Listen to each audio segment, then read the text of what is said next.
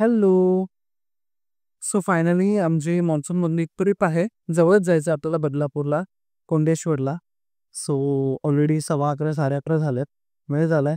पटापट निघूया आपण आणि मग चला तुम्ही पण या प्रवासाला.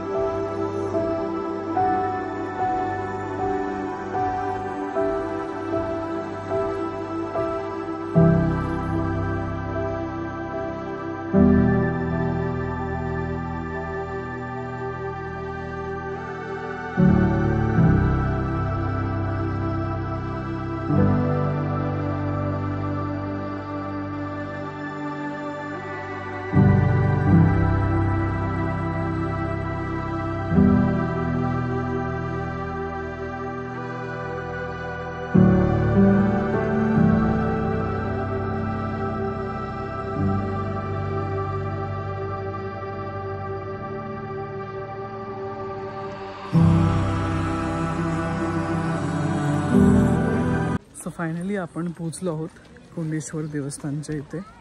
माझ्यासमोर मंदिर आहे. पावसाचं वातावरण झालं आहे. आम्ही आत्ताच नुकतं रेनकोट काढला आणि आता असं वाटतं की पाऊस येईल. त्याच्या आधी आपण जाऊन दर्शन घेऊया. आज संडे आहे त्याच्यामुळे खूप गर्दी आहे.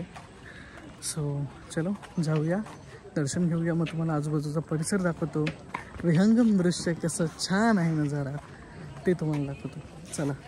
बदलापूर शहराच्या गजबजाटापासून थोड्याच अंतरावर निसर्गाच्या हिरव्यागार कुशीत लपलेलं एक प्राचीन रत्न म्हणजे कोंडेश्वर मंदिर. असं सांगितलं जातं की हे मंदिर पांडवकालीन आहे. हजारो वर्षांपासून भगवान शंकर इथे आपल्या भक्तांच्या प्रार्थना ऐकत आहेत.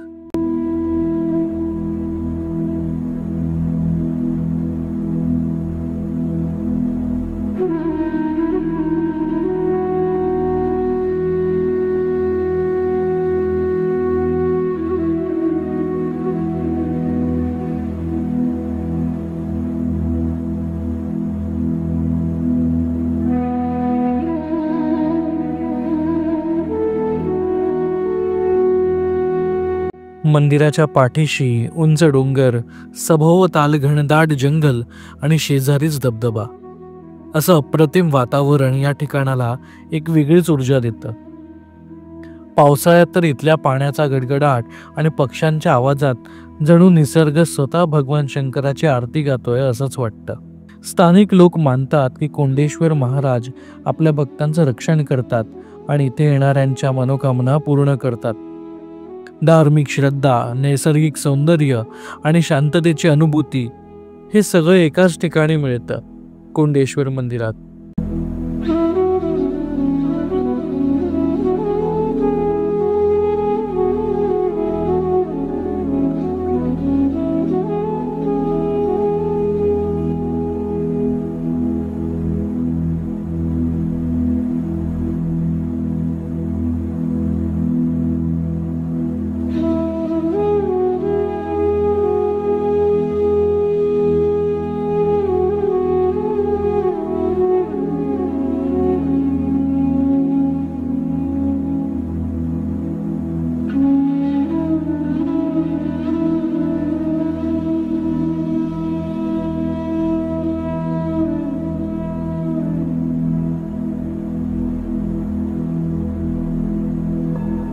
मस्त दर्शन झाल्यानंतर थंड वातावरण झालेलं आणि आम्हाला वडापाव खायची इच्छा झाली. मस्त गरम गरम वाफळणारा वडापाव, हलका हलका पडणारा पाऊस आणि थंड वातावरण, मस्त एकदम क्लायमेट झालेलं.